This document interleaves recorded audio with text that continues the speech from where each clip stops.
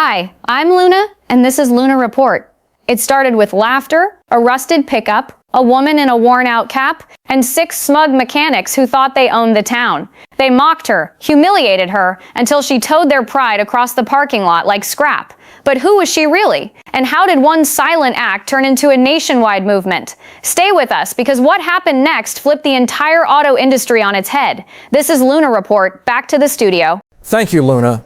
Back to the studio. And we begin. Silver Creek, Nevada wasn't known for much, a few gas stations, a dusty Main Street, and sunsets that burned the sky clean. But that summer, something new opened at the edge of town. Torque King's Garage, all chrome signage, black glass, and a parking lot smoother than most highways. Inside, 6 bays, hydraulic lifts, espresso machine, and a team of 6 young men who moved like they owned the pavement. Each one wore a black and gold uniform stitched with their last names. Taggart, Brody, Knox. Sons of county supervisors, real estate moguls, oilmen, local royalty, and they let everyone know it. You needed your tires checked? They'd roll their eyes. Transmission grinding? Better come back with your husband. And if you were a woman, God help you. On the 3rd week after opening, just before lunch, a truck rumbled into their lot. A 1984 Chevy C10 rust along the fenders, paint long gone, tires too wide for the factory spec. It wheezed as it rolled to a stop. From the cab stepped a woman, maybe late 30s, ball cap, oil-stained hands, grease streaked down her jeans. Her boots were scuffed, and her gray tank top was damp from heat and engine sweat. She walked up to the front desk, calm, direct. Truck's hesitating at idle, she said. Mind if I pop the hood? The receptionist, a slick-haired guy named Colt, stared, then laughed. Sure thing, sweetheart, he said, smirking. Just don't break a nail. From the back, Knox strolled over, arms folded, chewing gum like it owed him money.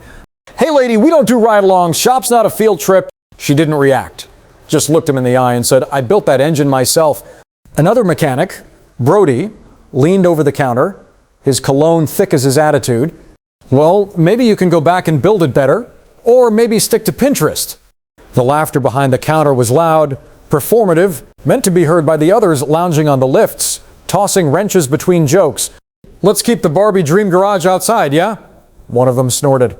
She didn't answer, didn't flinch. Instead, she turned around, walked out, climbed back into her pickup. The engine coughed, then growled. Not stock, something bigger. As she pulled away, she looked in the rear view. The boys were still laughing. But Colt noticed something odd. On the truck's dash was a sticker. Old, faded. Bishop Torque Engineering. He didn't know what it meant. Not yet. That night, just past 7 p.m., the last of the Torque Kings were closing shop. The sun had dipped behind the mountains, leaving streaks of orange across the blacktop. Knox was wiping down a wrench, Brody scrolling his phone, Colt locking up the tool cabinets. The parking lot was empty except for their prized possession, a metallic blue 2023 Dodge Challenger Hellcat parked dead center under a floodlight.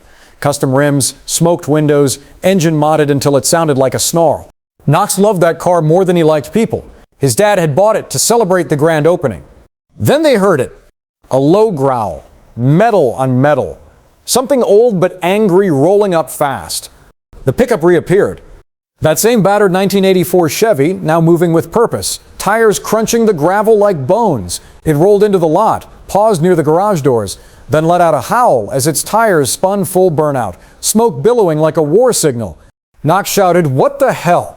Before he could finish, the truck tore a circle across the asphalt, tight, controlled, almost surgical, then reversed, backed up clean, and hooked a tow cable to the Hellcat's rear axle. No. Hey! Too late! The pickup's engine roared, tires shrieked, and the tow line went taut. The Dodge didn't stand a chance. It jerked, scraped, and skidded across the parking lot like dead weight, chrome scraping, wheels locked. Every single Torque King burst from the shop, yelling, cursing. The truck did one final lap, dragging the Hellcat in a circle, then skidded to a stop. The driver's door swung open. Same woman.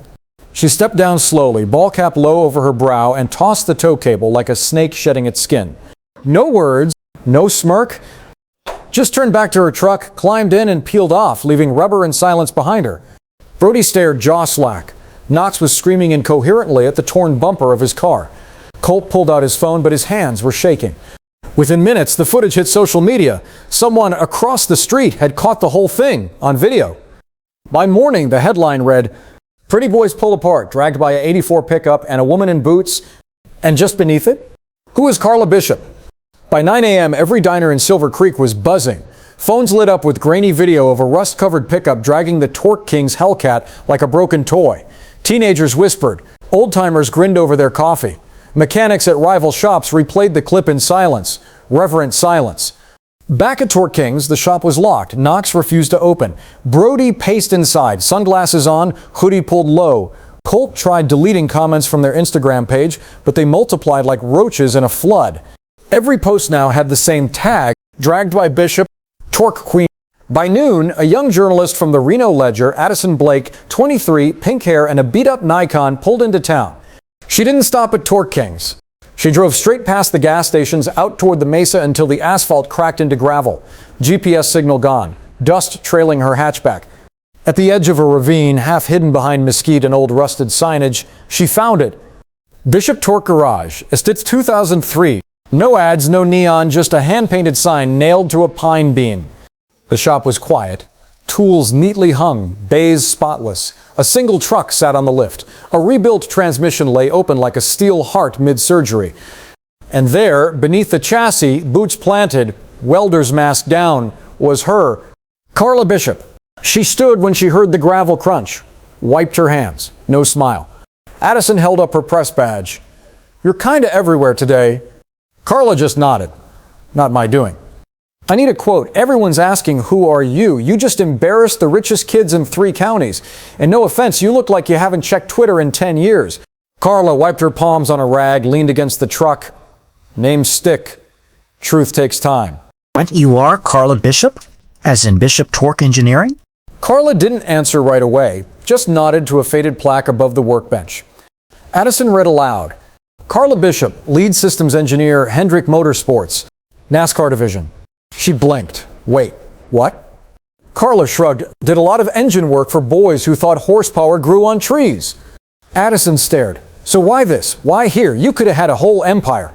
Carla's eyes flicked toward the open bay doors, toward the horizon.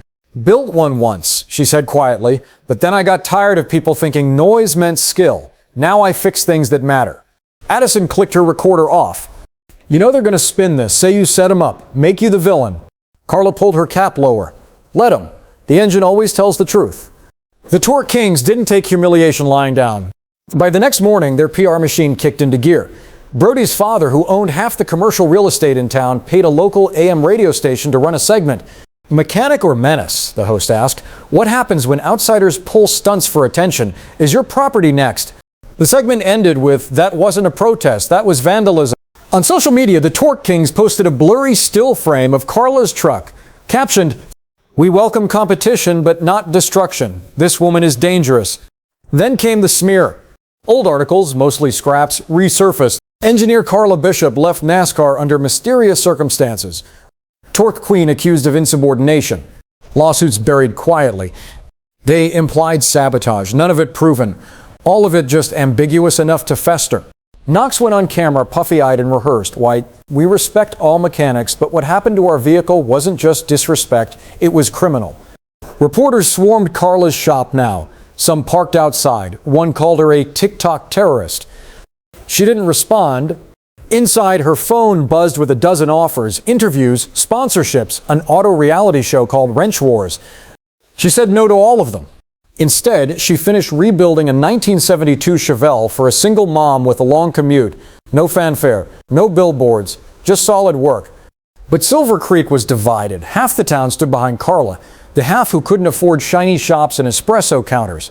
The other half, golf dads, councilmen, realtors, called her a menace. And then came the inspection. Tuesday morning, 2 county officials in khaki shirts pulled up in matching SUVs, clipboards, frowns. "Routine safety review," one said. Carla just nodded and opened the doors. They checked her compressors, her fire exits, the wall-mounted eye wash. They spent 20 minutes measuring the slope of her floor drains. They fined her $2,500. Violation 4C, they said, unmarked secondary containment for oil waste. Funny, Torque Kings had the same setup, but no citation. As the officials left, one muttered, not quietly enough, "Teach her to drag her betters." That night, someone spray-painted her shop sign. "Go back to the pit." Carla scrubbed it off herself. No cameras, no press. But when she turned around, she saw a crowd forming. a quiet, growing one. By Friday, Carla's lot wasn't just a repair bay, it was a movement. It started with two teenagers. Sisters. They drove a dented Honda Civic with a crooked tailpipe and a "My Other Car is Anxiety" bumper sticker. They'd never stepped foot in Torque Kings. "We tried once," the older one said. They laughed when I asked where the brake fluid goes. Carla handed them gloves, pointed to a diagram on the wall, and said, "You're about to find out." By noon, there were 5 more.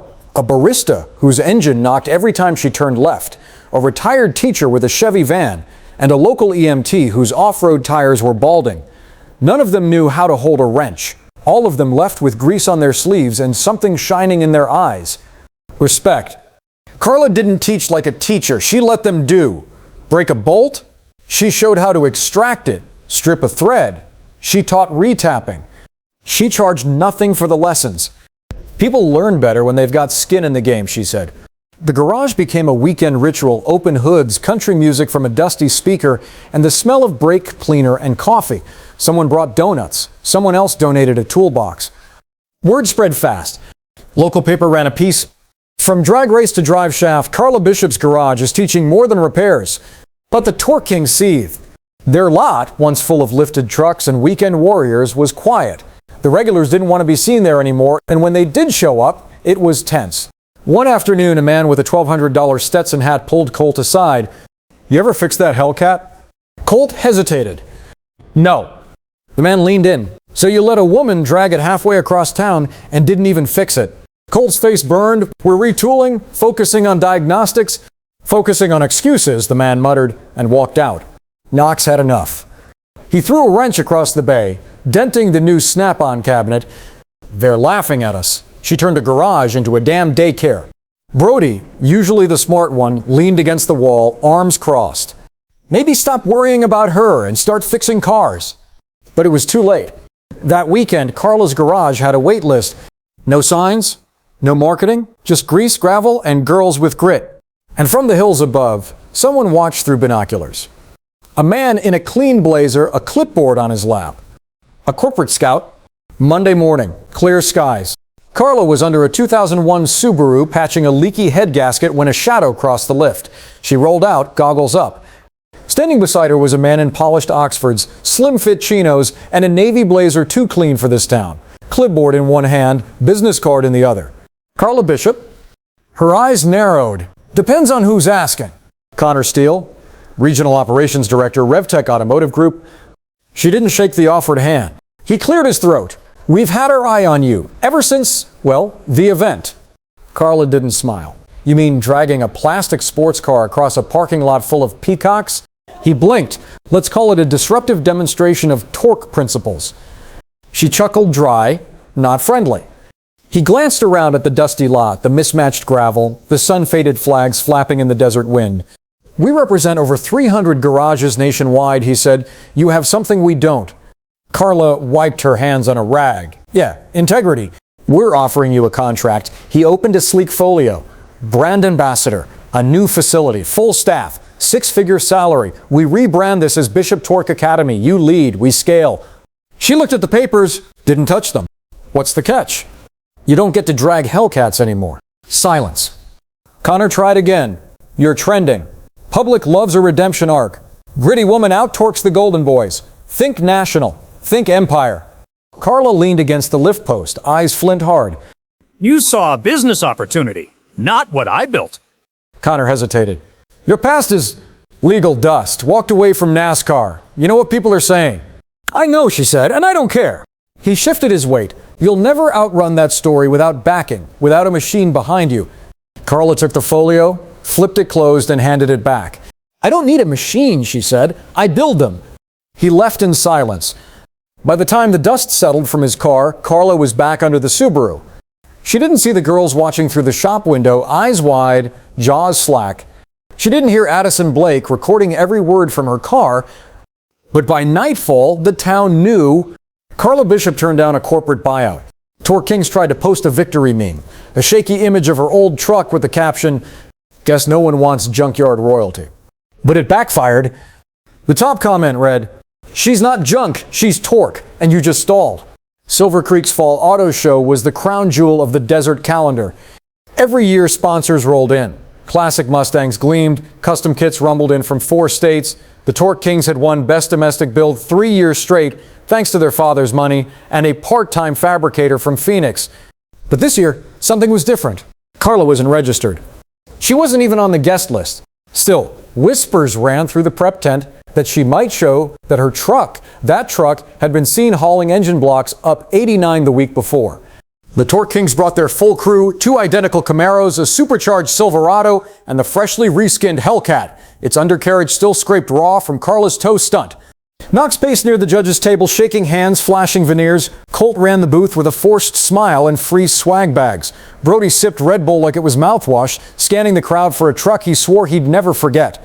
Midway through the afternoon, a high schooler pointed toward the parking lot. "Is that?" A roar cut the air. Not flashy, not aggressive. Just mean. The 1984 Chevy rolled in, matte black this time. Hood lowered, exhaust tuned. It rumbled like a sermon at a biker funeral. Carla stepped out slow.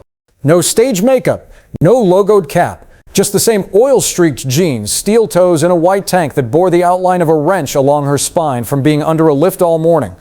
No one said a word. She walked past the cars, not stopping, past Knox, who called out, "Didn't know they let has-beens in the side gate." She didn't even blink.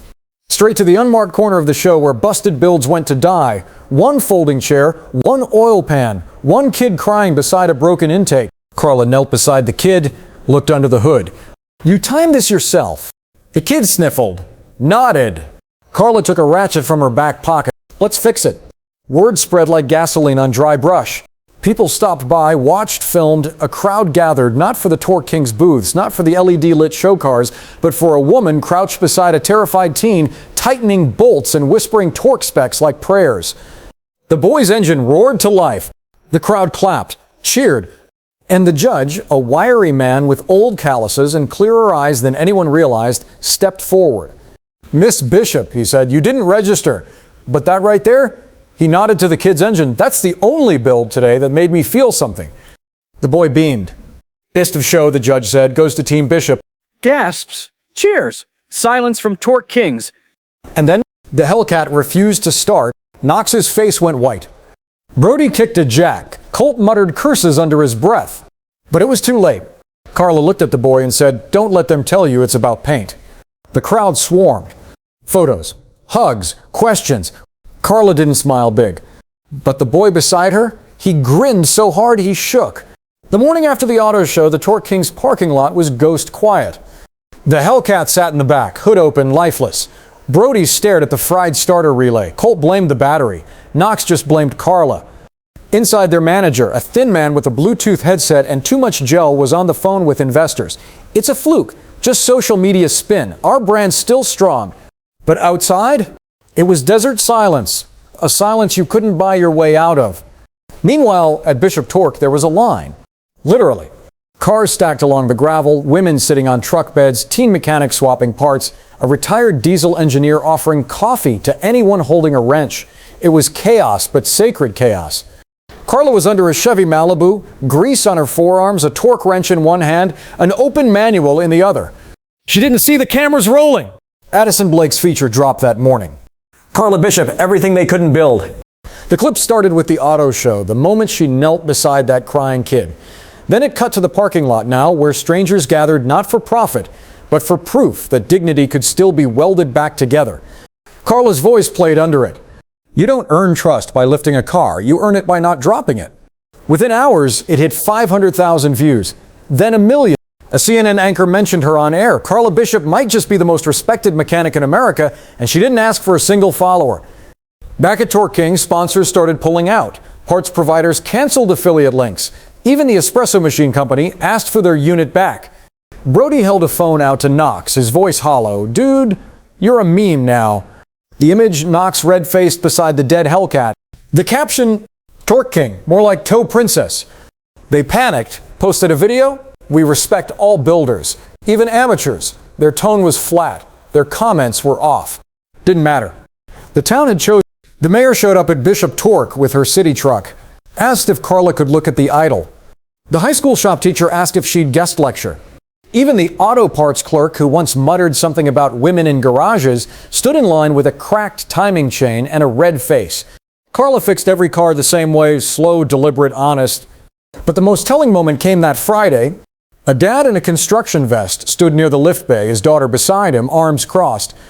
"She says she wants to be like you," he said. "You got room to teach one more?" Carla looked at the girl, maybe 13, eyes sharp, jaw set. She tossed her a pair of gloves. "Hope you like getting dirty." Silver Creek changed without anyone calling it a revolution. There were no parades, no mayors with microphones, just driveways that didn't leak anymore, engines that turned over smoother, and a new kind of respect that settled over the town like dust on chrome. Carla's garage never got a sign upgrade. The gravel stayed uneven. The lift still creaked on cold mornings. But something had shifted. A quiet line of girls and more than a few boys filed in every weekend now, toolboxes in hand, not just to learn engines, but to watch someone who never once had to shout to be heard. The Torque Kings? They were still open, technically. But the parking lot stayed empty. Their diagnostic Thursdays were down to coupon hunters and one guy whose check engine light had been on since 20. Brody started showing up late. Colt stopped bothering to match his uniform. Knox spent most days on the phone with his dad's PR firm. Until one morning, a county inspector appeared, this time at their shop. Turns out their disposal bin hadn't been compliant for months. Safety eyewash stations were for show only, and there was an entire lift bay that had never passed code. Their fine? $17,000. The Torque Kings tried to fight it. "We're being targeted," Knox shouted. "This is political."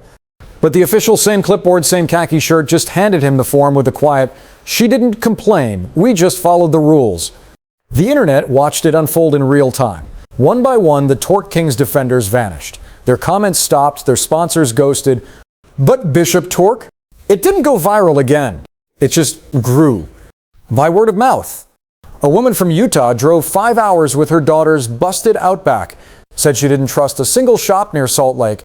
A woman from Texas sent a thank you letter after watching Addison Blake's piece ending with, "My daughter starts auto school next week. Your hands were the reason." At night, Carla sat on a folding chair behind the garage, sipping cold coffee, watching the stars blink like solder points in the sky. Addison stopped by one evening, recorder off, notepad closed. "You've built something bigger than Torque," she said. Carla just nodded. "That's what Torque is. Quiet power. You don't see it, you feel it." The journalist paused. "Do you think they'll ever apologize?" Carla smirked. "They already did." She nodded toward the Torque Kings lot, where Brody was seen washing tires for a teenage girl's Civic. No smirks, just silence. And Knox? Rumor had it he applied to a tech school, automotive engineering. One of Carla's apprentices helped him study.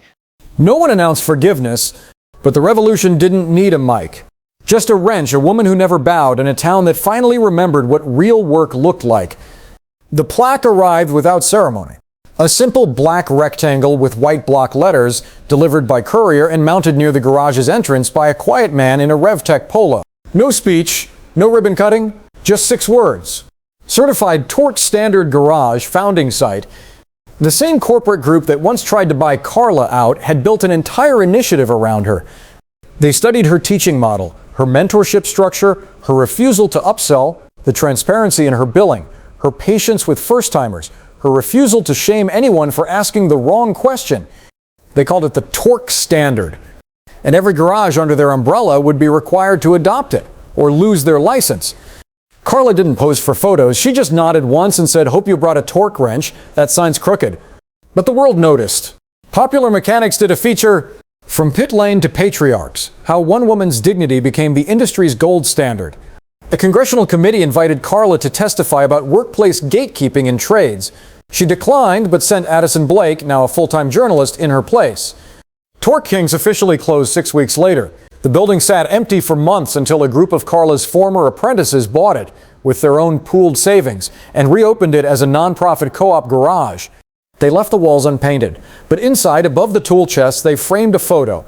Carla in her ball cap, grease on her hands, wrench over one shoulder. No caption. Didn't need one. One evening, the mayor of Silver Creek hosted a small dinner at Town Hall. "Just come," she told Carla. "No cameras, just people who noticed." Mechanics, single moms, apprentices, even a few quiet, red-faced men from the early days.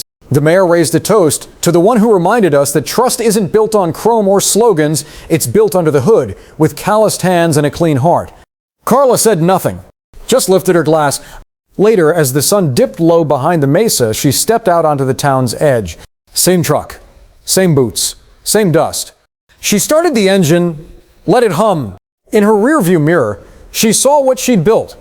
Not an empire, a standard, and it was strong.